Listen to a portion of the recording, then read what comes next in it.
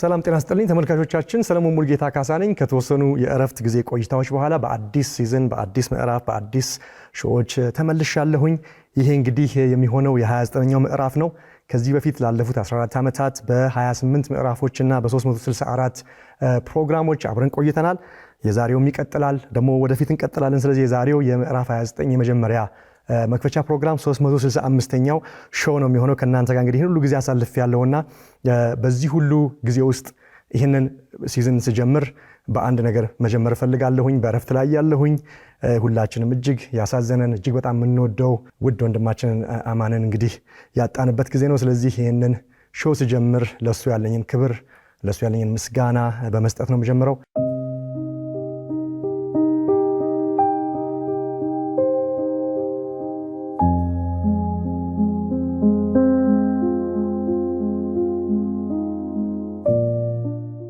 በዚህ 14 ዓመት ጉዞ ውስጥ ይሄ የምትወዱት አስተማሪ ሾው አዝናኝ ሾው በእንደዚህ አይነት ሁኔታ እንዲቀጥል ትልቁን ራዕይ ትልቁን ድጋፍ ትልቁን ሰፖርት ያደረገ በጣም ወደው ወንድሜ ነው አምገነ ሚስም ስለዚህ የሱ ቪዥን ግን በዚህም ፕሮግራም ሆነ በሌሎች በጣም ግሩም የሆኑ ኤቢኤስ ፕሮግራሞች ይቀጥላል የሱን ነገር ህያው የምናደርገው ፕሮግራሞቹ በጣም ተውበው ተስተካክለው ጨምረው ሲቀጥሉ ነው ያ ደግሞ እንደሚሆን ምንም ጥርጥር የለኝም በዛሬው የመክፈቻ ፕሮግራም በሁለት ጉዳዮች ላይ እንነጋገራለን አሁንም በረፍት ላይ ያለው የተፈጸመ አንድ አስገራሚ የሳይንስ ክስተት ነበረ ይሄውም የጨረቃ ሚሽን ነው አርቴሚስ 2 ሙን ሚሽን እንዲሁም ደግሞ ከስፔስ ሳልወጣ አያይዤ ዳታ ሴንተሮችን ወይም የመረጃ ቋቶችን በስፔስ ላይ የመገንባት ክሬዚ የሚመስል እቅድ አለ ከዝግጅቱ ጋራ መልካም ቆይታ የ10 ቀናት ሚሽን 1.12 ሚሊዮን ኪሎ ሜትር ይሄ ነው የተከናወነው እንግዲህ ይሄ ማለት በጣም አዲስ እመርታ በስፔስ በዲፕ ስፔስ በተለይ በጨረቃ ሚሽን ላይ አዲስ እመርታ ለዚህ ደግሞ ለአዲሱ ጄነሬሽን ምክንያቱም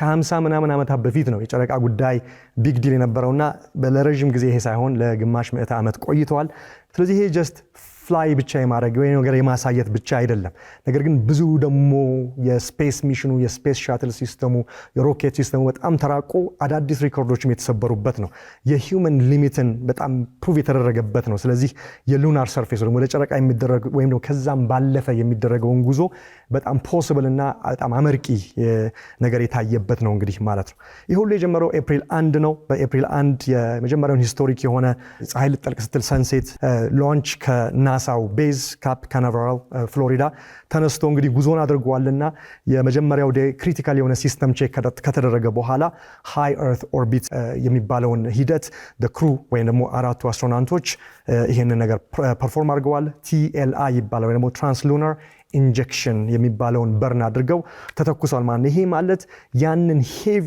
የሆነ የሮኬት ሲስተም ወይ ደግሞ የስፔስ ሲስተም የአርቴሚስ 2 ወደ ጨረቃ ለመላክ 32187 ኪሎ ሜትር ፐር አወር የሚምዘገዘግ ግራቪቲን ዲፋይ አድርጎ አሸንፎ የሚወጣ ነው ስለዚህ ባይ ፍላይ ዴት 6 በስድስተኛው ቀን ላይ ምንድን ያደረጉት የጨረቃን ፋር ሳይድ የሚባል ቦታ አለ እዛ ደርሰዋል ማለት ነው ለ30 ደቂቃ they were in total silence ወይ ደግሞ ሬዲዮ ሳይለንስ ከሰው ጋር ወይ ከምድር ጋር ኮሙኒኬሽናቸው የተቋረጠበትም የ30 ደቂቃ ሂደት ነበር ይሄ እንግዲህ ፓርት ኦፍ ዘ ሚሽን ነው ማለት ነው ከዛ በኋላ መልሰው ከምድር ጋር ኮኔክት ባደረጉበት ጊዜ ላይ የሚያስገርም የጨረቃን ኢሜጅ ከ7403 ኪሎ ሜትር ርቀት ላይ ሆኖ በሚያስገርም ኳሊቲ ያን ካፕቸር ማድረግ ይችላል ማለት ነው ከስፔስ ሻትላቸው ሆነው ማለት ወይ ከስፔስ ሺፓቸው ውስጥ ሆነው ማለት ነው ይሄ ማለት ምን ማለት መሰላችሁ the closest የጨረቃን ፎቶ የተነሳበት closest የሆነ ለሰው አይን ቅርብ ተብሎ የተመዘገበው ነው በባለፈው 50 ዓመት ታሪክ ውስጥ ማለት ነው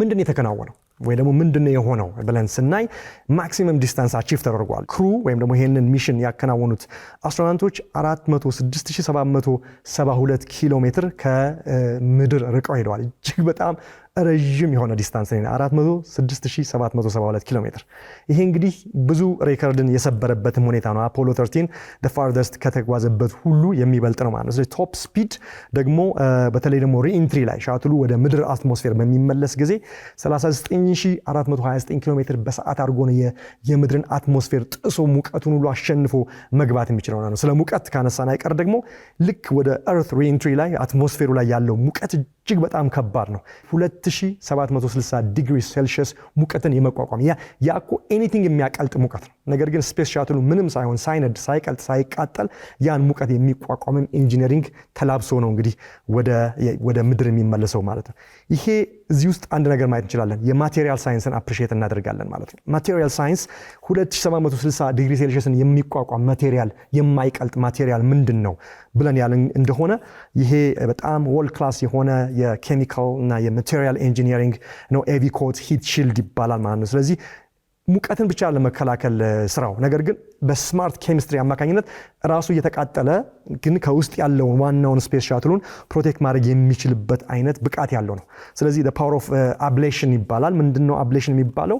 ሂት ሺልድ ነው የሚጠቀመው ማለት ነው። ስለዚህ በዚህ አብሌቲቭ ሺልድ አማካኝነት በርን አዌይ ነው የሚያደርገው ያ ማቴሪያል ውስጥ ያለውን የስፔስ ሻትሉን ቦዲ ፕሮቴክት በማድረግ ማለት ነው። ስለዚህ በተለይ ደግሞ የሪኢንትሪ ላይ እንዳልኳቸው ኦልሞስት እስከ 40,000 ኪሎሜትር ፐር አወር ከአውተር ሌየር ኦፍ አትሞስፌር በሚመጣ ጊዜና ወደ ምድር አትሞስፌር በሚገባ ጊዜ የውጭውን ያልኳቸው የአብሌሽን ሲስተሙ ወደ ጋስ ይቀየራል። ከዛ በኋላ ያ ጋስ ደግሞ ቲን የሆነ ኩለር የሆነ የባውንድሪ ሌየር ይፈጥራል ማለት ነው በስፔስ ክራፍቱ ቦዲ እና በሱፐር ሂትድ በሆነ የፕላዝማ አውትሳይዱ ማለት ነው። ስለዚህ ያ ማለት እንግዲህ የአትሞስፌሩን ሂት የሚገፋው እሱም የተቃጠለ የውስጠኛውን የስፔስ ሺፕ በመከላከል ማለት ነው። ስለዚህ ኤቪኮት የሚባለውም ደግሞ የማቴሪያል ሂደት ኢፖክሲ ነው። የተለየ አይነት የኬሚካል ቅብ ነው።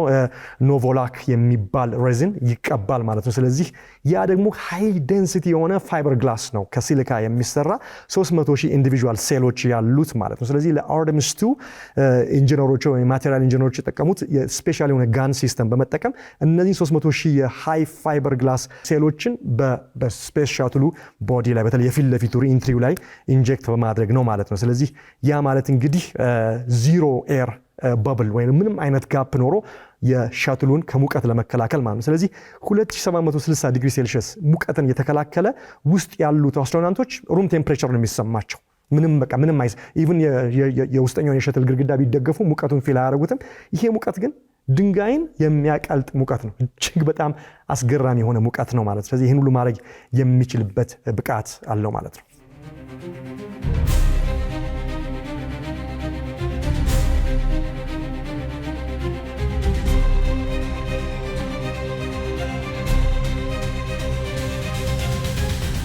ስለዚህ በዚህ 10 ቀን ሚሽን ውስጥ ብዙ የተማርናቸው ብዙ ያየናቸውም ነገሮች አሉ ማለት ነው። ለምሳሌ ግሊች ነበረው በሚሽን ላይ ያሉ በአራተኛው ቀን ላይ ባትሩም ወይ ደግሞ የመጸዳጃ ቤት ሲስተማቸው ፍሮዝን ሆኖ ቶይሌት ለመጠቀም የተቸገሩበት ሁኔታ ነበር። ነገር ግን ስፔስ ሮኬቱን ወይ ስፔስ ሻትሉን ወደ ሰንሴት በማዞር በቶይሌቱ ቦኮ ላይ ሙቀት አግኝቶ ያ የተከማቸ አይስ ቀልጦ ቶይሌት ሲስተማቸው ወይም የመጸዳጃ ቤት ሲስተማቸው እንዲሰራ ማድረግ ችለዋል።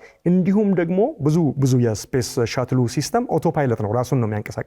ነገር ግን ማኑዋል ፓይለቲንግ ሁለት አስትሮናውቶች ክሪስቲና ኮች እና ጀሬሚ ሃንሰን የተሰኙት አስትሮናውቶች ኮማንደሮች ሂስትሪ ሜክ አድርገዋል ወይ ደግሞ ታሪክ ተሰርተዋል። በራሳቸው ማኑዋሊ ፓይለት እያደረጉ ወደ ጨረቃ ያለውን ጉዞ ኦራየን ስፔስ ክራፍትን በራሳቸው ማንቀሳቀስ የሚችሉበት ጀስት ኢን ኬዝ አውቶማቲክ ሲስተሙ ባይሰራ ሰዎችን ማንቀሳቀስ የሚችሉበትን ብቃትም አሳይተዋል ማለት ነው። የኦራየን ስፔስ ክራፍት ወደ ጨረቃ ተጠጋች እንጂ ጨረቃ ላይ አላረፈችም። ሰዎቹም በጨረቃ ላይ ወርደው ወክ አላደረጉም። ስለዚህ ምን ማለት ነው ሲባል የአርተሚስ 2 ኮንፈርም ማድረግ የተፈለገው ኤስኤልኤስ ወይ ደግሞ ስፔስ ላunch ሲስተሙ ለሰው ሚሽን ወይ ጨረቃ ላይ ለማረፍ ሚሽን ብቃት እንዳለው ነው። ከብዙ ነገር አንፃር ከርዝመቱ፣ ከብቃቱ፣ ከኮሙኒኬሽን ሲስተሙ፣ ከላይፍ ሰፖርቱ በዛ ጊዜ ውስጥ ሰዎች በዛ ውስጥ በሚኖሩ ጊዜ በሰላም ሚሽናቸው ማድረግ የሚችሉበትን ሁሉ ነገር ማድረግ የቻለበትና ከምድር ተወንጭፎ ከፍተኛ የሆነ ኪሎግራም ክብደት ይዞ እስከ ጨረቃ መሄድ የሚችልበትን ኢንጂነሪንግ ብቃት የታየበት ነው ማለት ነው። ስለዚህ ምንድነው የዚህ የኤስኤልኤስ ኪ ስፔሲፊኬሽን ያለን እንደሆነ ወደ 98 ሜትር ቁመት አለው እንዳል ሙሉ የስፔስ ሻትል የላunch ሲስተሙ። ስለዚህ ከስታቹ ኦፍ ሊበርቲ ኒውዮርክ ከምናውቀው ስታቹ ኦፍ ሊበርቲ ኦልሞስት ተመሳሳይ የሚበልጥ ነው። 2.6 ሚሊዮን ኪሎግራም ነው ፉሊ ሎድድ ሲሆን ከነጋስ ሲስተሙ ከነሮኬት ሲስተሙ ማለት ነው። ፑሽ ወይ ደግሞ ትረስት የምንለው ደግሞ 4 ሚሊዮን ኪሎግራም ኦፍ ማክሲመም ፑሽ ወይ ደግሞ ትረስት ወይ መመንጨቅ ወይ ደግሞ ለሊፍት ኦፉ ይህን ያህል ጉልበት ያመነጫል ማለት ነው። ምን ማለት እንደሆነ ይሄ 4 ሚሊዮን ኪሎግራም ትረስት ወይ ፑሽ እነግራችኋለሁ። ፔሎዱስ ምን ያህል ይሸከማል ስንል እስከ 27000 ኪሎግራም የሆነ ቁስ ሰዎቹን፣ እቃውን፣ የሪሰርች ላቡን የመሳሰለውን ይዞ ወደ ሙን ድረስ ወደ ጨረቃ ድረስ መጓዝ ይችላል ማለት ነው። ትረስቱን የዚህ የጉልበቱን መጠን እንደው በትንሹ ለመናገር ያህል ይሄ 4 ሚሊዮን ኪሎግራም ኦፍ ፑሽ ወይ ደግሞ ሊፍት ኦፍ ፓወር ምን ማለት መሰላችሁ? 160,000 ፓወርፉል የሆኑ የስፖርት መኪናዎች ኢንጂናቸው ተደምሮ የሚያመነጩት ጉልበት ማለት ነው። 160,000 የስፖርት ካር ኢንጂን የሚያመነጨውን ጉልበት የሚያመነጨው 167,000 የስፖርት ካር አስቡት እንግዲህ እያንዳንዱ የስፖርት ካር ስንት ሺህ የፈረስ ጉልበት እንዳለው ማሰብ ትችላላችሁ። ወይም ደግሞ በአውሮፕላን ባመሳሰልላችሁ 747 ጃምቦ ጀቶች ትልልቅ የትራንስፖርት ወይ ደግሞ የካርጎ አውሮፕላኖች ሊፍት ኦፍ ለማድረግ በአንድ የነሱ የ747ቱን የቴክ ኦፍ ብቃት ያለው ነው። እንግዲህ ይሄ የሮኬት ሻትል ሲስተም ወደ ሙን ሰዎችን ለመውሰድ የምንጠቀምበት የኤስኤልኤስ ሲስተም ማለት ነው። ስለዚህ እጅግ በጣም ከፍተኛ የሆነ ፓወር ያለው አስገራሚ የሆነ እንግዲህ የሮኬት ሲስተም ነው ማለት ነው።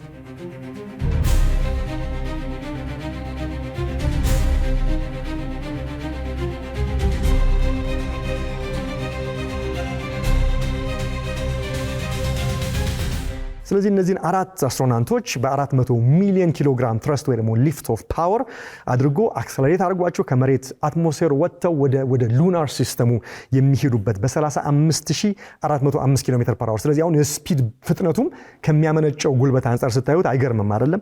ስለዚህ ይሄ በዚህ ሁኔታ ነው የሚሄደው ማለት ነው። ስለዚህ ቅድም እንዳልኩት የአርቴሚስ 2 ሚሽን ወይም በመሆን ሰሞኑ የተከናወነው ሚሽን የሰው ወደ ጨረቃ እንዲወርድ የሚያደርግ ወይም ደግሞ ሻትሏም ጨረቃ ላይ እንድታርፍ የሚያደርግ ሳይሆን ፍላይ ባይ ይባላል። በጨረቃ ዙሪያ በተወሰኑ 1000 ኪሎ ሜትሮች ርቀት ላይ አድርጎ አይቶ ቴስት ድራይቭ አድርጎ ሁሉ ሲስተም መስራቱን አረጋግጦ ለሚቀጥለው የላንዲንግ እና የሙን ዋክ ሚሽን ለማዘጋጀት ማለት ነው። ለምንድን ነው አሁን የሌለው ሲባል ይሄ የስፔስ ሺፕ ላንደር የለውም ወይ ደግሞ የማረፊያው ከዛ ላይ ተገንጥሎ ደግሞ ጨረቃ ላይ የሚያርፈው ሞጁል አልተካተተለትም።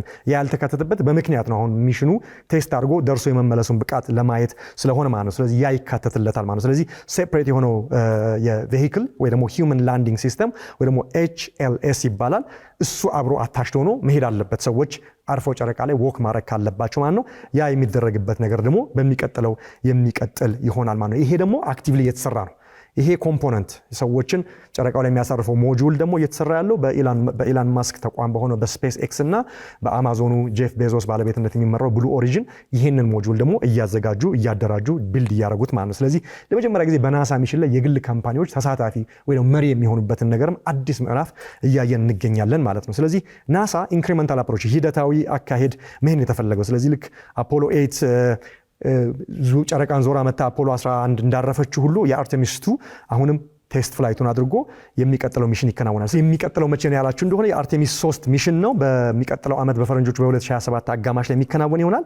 ይሄ ፍሮም ላንዲንግ ቱ ኦርቢታል ቴስት የሚደረግ ለላንዲንግ የታሰበ ነበር ጨረቃ ላይ፣ ነገር ግን ኦርቢታል ቴስት ሆኖ እንደገና ሌላ ቴስት ይደረጋል። ምን ማለት ነው ሲባል በመሬት ኦርቢት ላይ ስቲል ይቆያል። ነገር ግን ዶኪንግ ወይ ደግሞ ይሄ ተገንጥሎ የስፔስ ስቴሽን ላይ ወይ ደግሞ ኦራየን ካፕስል ከኮሜርሻል ላንደሮቹ ጋር ስፔስ ኤክስ እና የብሉ ኦሪጂን የሚሰሩት ጋር አድርጎ በምድር ኦርቢት ላይ በኢንተርናሽናል ስፔስ ስቴሽን ተገንጥሎ የማረፉንና ለብቻው ዲታችመንቱን ቴስት የሚደረግበት ሂደት ይከናወናል። ከዛ በኋላ በሚቀጥለው ዓመት ከ2027 ከሁለት ዓመት በኋላ ወይ ደግሞ 2028 መግቢያ ላይ ኦልሞስት ከሁለት ዓመት በኋላ ከዛሬ ማለት ነው የሂውመን ሙን ላንዲንግ ላይ ካፕሱሉ አርፎ ፖሲብሊ የሰው ዋክ የሚያደርግበትን ደግሞ ነገር በሁለት ዓመት ዕድሜ ውስጥ የምናየው ይሆናል ማለት ነው። ስለዚህ 2 አስትሮናውቶች ወደ ጨረቃ ወርደው የሉናር የሳውስ ፖሉ ላይ የጨረቃ የደቡብ ፖል ላይ በመውረድ የተለያዩ ነገሮችን በዛ ላይ ሲያደርጉ የምናይበት ደግሞ ነገር በሁለት ዓመት ጊዜ ውስጥ ይከናወናል ማለት ነው። ከዛ የአርቴሚስ 4 ሚሽን ደግሞ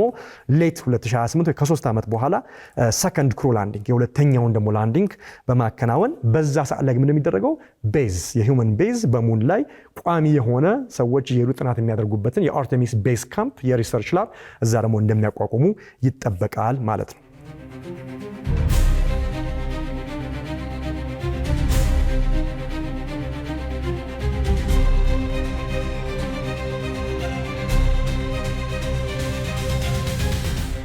ስለ ስፔስ ካወራን አይቀር ደግሞ የዛሬውን ፕሮግራም መቋጨው የዳታ ሴንተር የመረጃ ቋት ዛሬ ላይ የምንጠቀምባቸው ኢንተርኔት ስንጠቀም ሶሻል ሚዲያ ስንጠቀም ኢኮሜርስ ስናደርግ ኢሜይላችን ቼክ ስናደርግ ከእናንተ ጋር የምታዩት ነገር ብቻ ሳይሆን ከጀርባ ያለው ከኢንተርኔቱ ባሻገር ከኬብሉ ባሻገር ከፋይበሩ ባሻገር ከዋየርሌሱ ባሻገር የሆነ ቦታ ላይ የተከማቹ ከፍተኛ ብቃት ያላቸው የኮምፒውተር ክምችቶች ሰርቨሮች ወይ ደግሞ የዳታቤዝ የዳታ ሴንተር ሰርቨሮች የምንላቸው ውስጥ የተቀነባበረ ነገር ነው።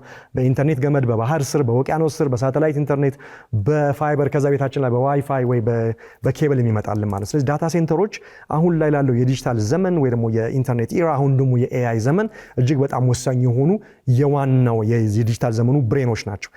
ከዚህ አንጻር የዳታ ሴንተሮች ደግሞ በጣም የሚፈልጉት በርካታ ነገር አለ። በርካታ ነገር ስል ምን ማለት ነው? ኤሌክትሪክ ይፈልጋሉ፣ በጣም ስለሚሞቁ ኩሊንግ ይፈልጋሉ። ሌሎችም እጅግ በጣም በርካታ የሆነ መሰረተ ልማት ከጀርባቸው አለ ማለት ነው። ስለዚህ አሁን ላይ እያደገ ካለው የዲጂታል ዘመን እያደገ ካለው የኤአይ አፕሊኬሽን አንጻር እነሱን ማብራት እነሱን እንዲሰሩ ማድረግ የሚቻልበት የኤሌክትሪክ ብቃት እያነሰ ነው። እነሱን ደግሞ ለማቀዝቀዝ የምንጠቀምበት ውሃ እጅግ በጣም እየባከነ ነው እየተባለ በጣም በርካታ ነገሮች አሉ። ስለዚህ ምንድነው መደረግ ያለበት ሲባል ለምንድነው እነዚህ የመረጃ ቋቶች ስፔስ ላይ የማይሰሩት ፍሎት እያደረጉ የሰርቨር ሲስተም ወይ ደግሞ አገልግሎት የማይሰጡት የሚል ደግሞ ሳይንስ ፊክሽን የሚመስል ዘመን ላይ ደርሰናል።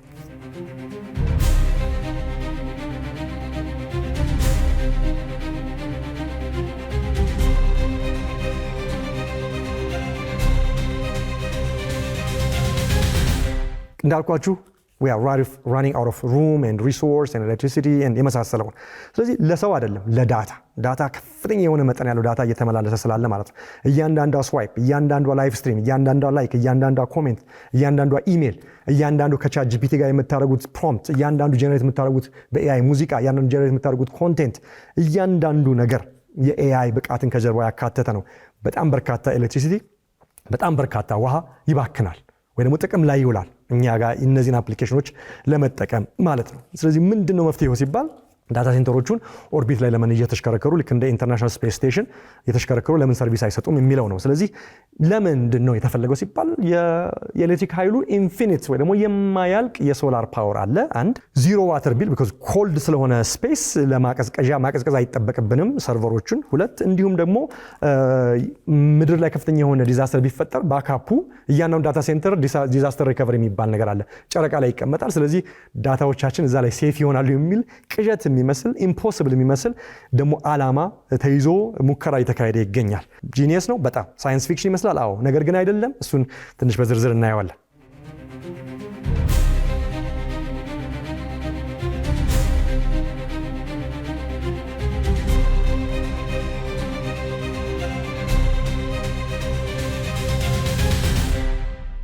ሳይንስ ፊክሽን ከመሰላችሁ አንድ በብዙ ነገር ተናግሮ ያለውን ነገር ተግባራዊ የሚያደርግ ሰው በመሪነት ሌሎችም እየተከተሉ ይሄን ነገር እንግዲህ ወደ ተግባር እንዲቀየር እየታሰበ ነው። አንዳንዶቹ እብድ ነህ እያሉት ነው።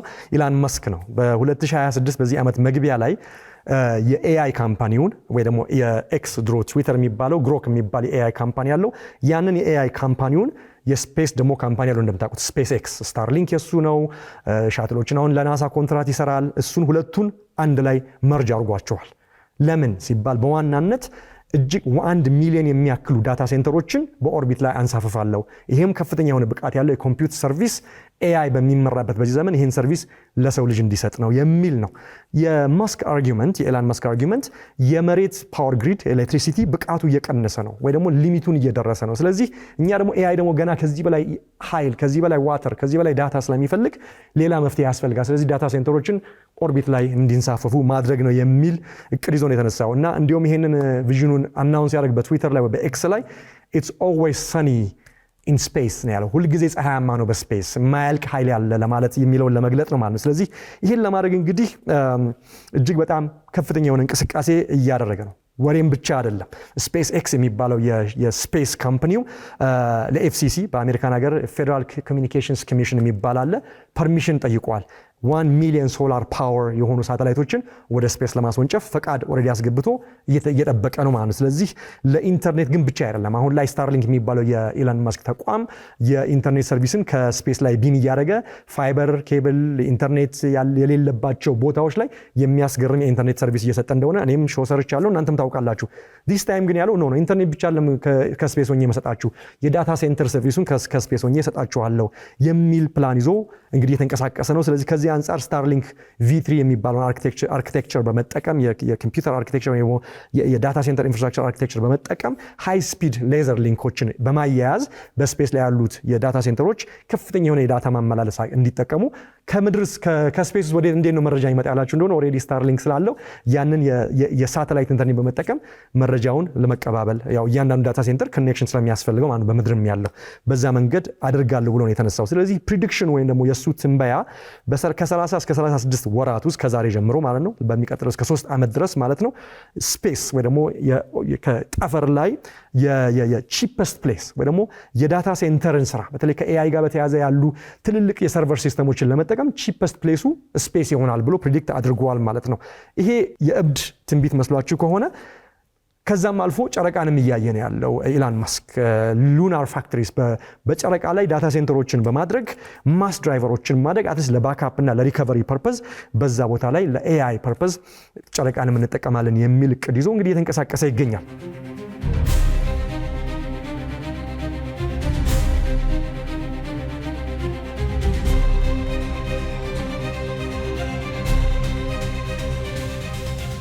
ምን ማለት ነው ስንል ይሄን 1 ሚሊዮን ዳታ ሴንተር ሳተላይቶች እንግዲህ ለማስወንጨፍና ተግባራዊ ለማድረግ ኢላን ማስክ እንቅስቃሴ ጀምሯል።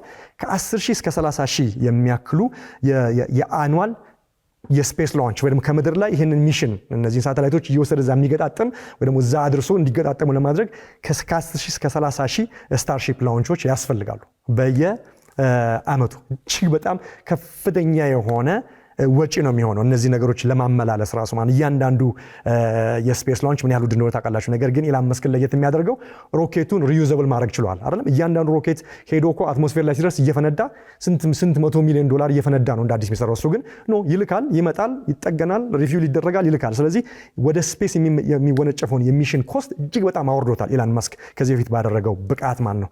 ሌላኛውስ 1 ቴራዋት ሌቭል ኦፍ የኮንቲኒየስ ፓወር መስክ ያስፈልጋል ብሎ የሚለው ይሄን ያህል። ስለዚህ በምድር ላይ ባሉ ዳታ ሴንተሮች ኢምፖሲብል ነው ይሄን ማሟላት። ስለዚህ የማያልቅ ኃይል ወዳለበት ወደ ስፔስ ሄደን ይሄን ስራ መስራት አለብን እዛ ነው የሚለው። ስለዚህ 5 እጥፍ ሞር ፓወር ይገኛል ይሄን ነው የሚለው ሶላር ፓነሎችን በመጠቀም። ነገር ግን ምንድነው የሚያስፈልገው? ምን አይነት ሶላር ፓነል ይሄን ያህል የሚያመነጨው ያለን እንደሆነ 180 ሜትር ክንፍ ያላቸው ሶላር ፓነሎች ለእያንዳንዱ ሚኒ ፕሮቶታይፕ ወይ ደግሞ ለኤአይ ሚኒ ፕሮቶታይፖች ያስፈልጋል። ስለዚህ ይህን የሚያክል ሰፊ የሆነ ዳታ ሴንተር የምንገነባ ከሆነ ምን ያህል ሶላር ፓነል የሚንሳፈፍ በኦርቢት ላይ የሚንሳፈፍ ሶላር ፓነል እንደሚያስፈልግ ማሰብ፣ ከዛ ደግሞ ኮምፒውተር ሰርቨሮቹ እሱን ሲጨምሩበት ምን ያህል ሂውጅ ነገር በኦርቢት ላይ እንዲንሳፈፍ እንደሚጠበቅ ማሰብ ይቻላል። ለዛ ነው አንዳንዶቹም ትንሽ እውነት ነው ወይ ይቻላል ወይ የሚሉት እሱን የሚቃወሙትን የተወሰኑትን ነግራችኋለሁ። ስለዚህ ሌላው በምድር ላይ ኩሊንግ ሰርቨሮችን እነዚህን ከፍተኛ የሆነ የኤአይ ብቃት የሚያመነጩ ኮምፒውተሮችን ማቀዝቀዝ አለብን፣ በጣም ማቀዝቀዝ አለብን። ለዛ ደግሞ ቢሊየንስ ኦፍ ጋሎንስ ወይ ደግሞ ሊትር ኦፍ ዋተር እየባከነ ነው ያለው።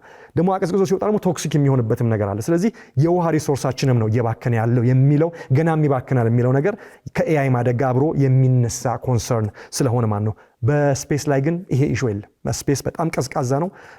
ግን ፕራክቲካል ነው ወይ ፊዚክሱ ይፈቅዳል ወይ ሳይንሱ ይፈቅዳል ወይ የሚለውም ደግሞ ሌላ ጥያቄ ነው። ስፔስ እንደ ቫኪዩም ነው ወይ ደግሞ እንደ ቴርሙስ ነው። ቴርሙስ ውስጥ አጥሚት ስታስቀምጡ ሞቆ ይቆያል። ወይ ደግሞ ቀዝቃዛ ነገርም ካረጋችሁ ያንን ፕሪዘርቭ ያደርጋል። ቫኪዩም ነው አይደለም። አቬይለብል የሆነው ነገር ምንድን ነው ያለን እንደሆነ ማሲቭ የሆነ ሶላር ፓወር አለ። 24 ሰዓት 7 ቀን ሙሉ ደመና የለም፣ ፀሐይ ተሸፈነች የሚባል የለም ስፔስ ላይ። ስለዚህ ሁልጊዜ የሶላር ፓወር አለ። ኩሊንግስ ኖ ፋን ፋና አያስፈልግም። እንዳልኳችሁ ሬዲዬቲቭ ኩሊንግ የሚባለው ነገር በመጠቀም ሬዲተሮቹ ኢንፍራሬድ ኤነርጂውን ብላስት አውት እያደረጉ ከዲፕ ፍሪዝ ኦፍ ስፔስን የዛን ቅዝቃዜ ሌቨሬጅ ማድረግ ይችላሉ ማለት ነው። ሊንክ ውስጥ ኮሚኒኬሽን ውስጥ ያለ እንደሆነ ሌዘር ነው። የሌዘር ኮሚኒኬሽን ኦፕቲካል ኢንተርስቴላር ሊንክስ ዳታዎቹን ቢትዊን ዘ ሰርቨርስ ከዛ በኋላ ወደ መሬት ደግሞ የሚልከው በስታርሊንክ አይነት ቴክኖሎጂ በሳተላይት ኢንተርኔት የኮኔክሽን ጉዳይ ኢሹ አይሆንም። ዳታን የመቀባበል ጉዳይ ቢትዊን ዳታ ሴንተር ስፔስ ላይ ባሉትም ወደ ምድርም ኢሹ አይሆንም ነው የሚለው። ስለዚህ ነገሩን ስታዩት ቴዎሬቲካሊ ፐርፌክት ይመስላል። ነገር ግን አንዳንዶቹ እንዲህ ያለው ነገር ቅዠት አይሆንም ወይ? ፊዚክሱ ይደግፋል ወይ? ስለዚህ ምን እንዴት ነው ሲባል ሌሎችም ተቃዋሚዎችን ጠቅስላችኋለሁ፣ ግን ሁለቱን አያሳያችኋለሁ። ከዛ ወዲህ ግን ከኢላን መስክን በተጨማሪ ሌሎችም ኩባንያዎች በዚህ ጉዳይ ላይ ሲሪየስሊ በጣም በርካታ ሚሊዮን ዶላሮች ኢንቨስት አድርገው እየሰሩ ይገኛል። ሌላኛው ሎን ስታር ይሰኛል። ከኦርቢትም አልፎ እነዚህ ኞቹ ደግሞ ጨረቃ ላይም የባክአፕ ዳታ ሴንተሮችን ለመገንባት የተቋቋመ በብዙ ሚሊዮን ዶላር የተቋቋመ ድርጅት ነው። እነሱ እንዲሁ የሚሉት አልቲሜት ዲዛስተር ሪከቨሪ በስፔስ ላይ እናደርጋለን ነው። ስለዚህ አርዝ ለምሳሌ በአስተሮይድ ቢመታና ሴንሲቲቭ ዳታዎችን አብረን እንዳናጣ ሙን ላይ ባካፕ ይኖራል ብለው በዚህ ተነስተው በዛውም ዳታ ሴንተር በስፔስ ላይ ለመገንባት የተነሱ ተቋማት ናቸው። ሌሎቹ አክሲዮም ስፔስ እና እንዲሁም ደግሞ የዩሮፒያን ጃይንት አለ ቴልስ አሌኒያ ስፔስ የሚባሉት ሁለቱ ደግሞ በስፔስ ላይ በጣም ብዙ ስራ የሚሰሩ ናቸው። እነሱም ዳታ ሴንተርን በስፔስ ለመገንባት የተነሱ ናቸው። ዩሮፒያን አሴንድ የሚባለው እንዲሁም 13 ማሲቭ ዳታ ሴንተር በ2030 ይገነባል በስፔስ ላይ ብሎ ተንብዮ ለዛም አካል ተባባሪ ወይ ተሳታፊ ለመሆን ስራ ላይ ይገኛሉ።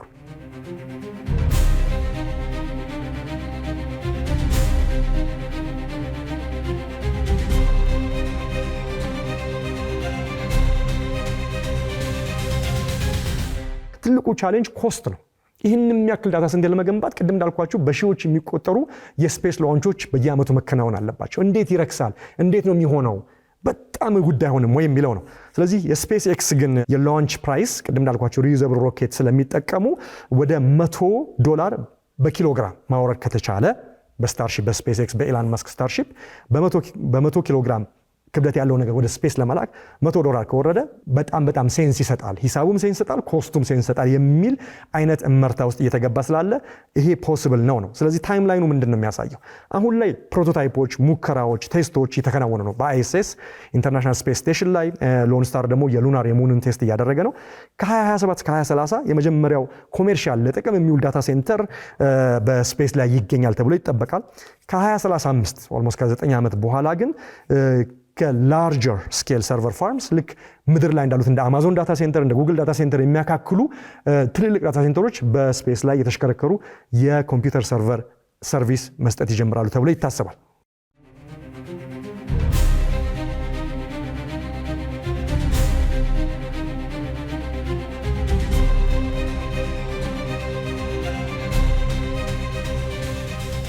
ፖቴንሻሉ ምንድን ነው? ይሄ የእውነት ነው ወይ? ገንዘቡ ሴንስ ይሰጣል ወይ ያለን እንደሆነ በጣም ትልልቅ የሆኑ የቴክኖሎጂ ኤክስፐርቶች ፕሪዲክት እንደሚያደርጉት የዚህ ማርኬት ቫልዩ በ2035 እስከ 40 ቢሊዮን የአሜሪካን ዶላር ብቃት ያለው ይሆናል ማለት ነው። 215 ኪሎዋት ፓወር ኦፍ ኢንተርናሽናል ስፔስ ስቴሽን ነው እንግዲህ የሚጠቀመው አይኤስኤስ። ነገር ግን ሞደርን ሃይፐርስኬል ዳታ ሴንተርስ ትልልቅ የሆኑ የኤአይ ዳታ ሴንተሮች እስከ 100 ሜጋዋት ፓወር ነው የሚጠቀሙት። ስለዚህ የኢንተርናሽናል ስፔስ ስቴሽንን 215 ኪሎዋት ፓወር ብቃት ለመስጠት ትልልቅ ፓወር ሶላር ፓነሎች ተዘርግቷል። ታያላችኋል ስፔስ ስቴሽኑ ሲሽከረከር ለ100 ሜጋዋት የሚያክል ፓወር ከሶላር ላይ ለማመንጨት ምን ያህል የሶላር ፓነል መሰራት አለበት፣ ምን ያህል ዊንጉ መስፋት አለበት የሚለው ትልቁ ሄዴክ ነው። ትልቁም ፊዚክሱም ይደግፈዋል የሚለው ትልቁ ጥያቄ እሱ ነው የሚሆነው ማለት ነው። ስለዚህ ነገር ግን የዜሮ አማውንት ኦፍ ውሃ ነው የሚፈልገው፣ እሱ ትልቁ ነገር ነው።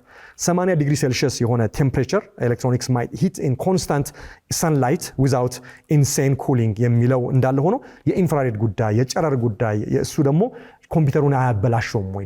የዳታውን ቅብብሎች የኮምፒውተር ቺፕሶቹ ላይ ለውጥ ችግር አያመጣም ወይ የሚለው ነው። ሌላው ቅድም እንዳልኳችሁ ስፔስ ኢዝ ኮልድ ኢን ቫኪዩም ልክ እንደ ተርሞስ ነው። ስለዚህ ሂት ሃዝ ኖዌር ቱ ጎ የሚለውም ነገር ይሄ ከኢንፍራሬዱ የት ይሄዳል፣ ከዛ የሚመጣው የጨረሩ የት ይሄዳል የሚለውም ጥያቄ ሌላ ነገር ነው። ስለዚህ ሌላውስ ኢሹ ምንድን ነው?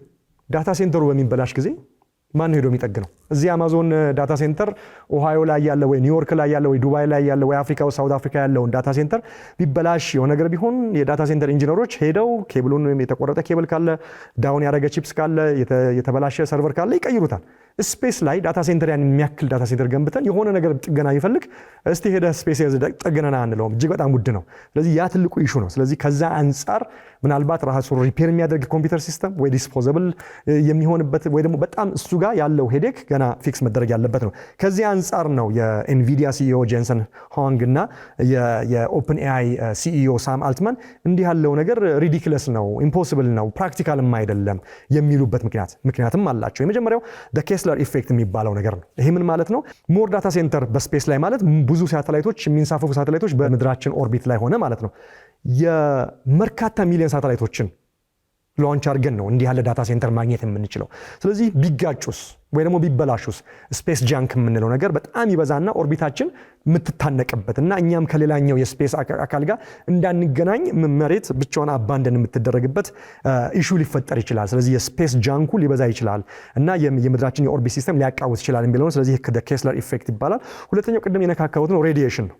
ኮስሚክ ሬይ በጣም ሲሪየስ ነው። ስለዚህ ይሄ ደግሞ በቀጥታ የኮምፒውተር ቺፕ አሰራሩን ሜስ ሊያደርገው ይችላል። ስለዚህ እዛ የሚያክል ዳታ ሴንተር ሰርተን ኮምፒውተር ሲስተሙ የሚበላሽ ከሆነ በሬዲዬሽን አማካኝነት ዋትስ ዘ ፖይንት የሚለው ነው። ስለዚህ ሄቪ ሺልዲንግ ይፈልጋሉ እነዚህ ሰርቨሮች ከዚህ የኮስሞስ ሬዲዬሽን የሚጠበቁበት ሺልዲንግ ይፈልጋሉ፣ ወይ ደግሞ they will crash fast ቶሎ ይበላሻሉ።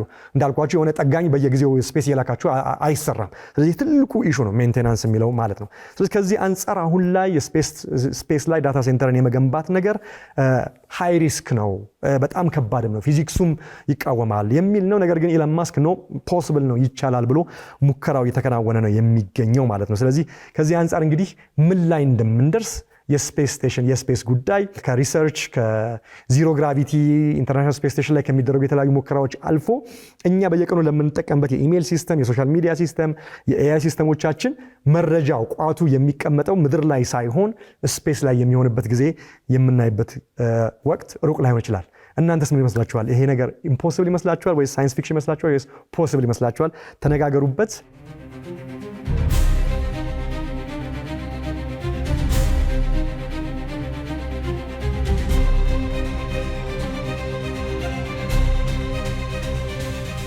የዛሬው የምዕራፍ 29 365ኛው የመክፈቻ ዝግጅቴ ይህን ይመስል ነበረ። ከዝግጅቱ ብዙ እንደተማራችሁ እንደተዝናናችሁ ተስፋ አደርጋለሁ።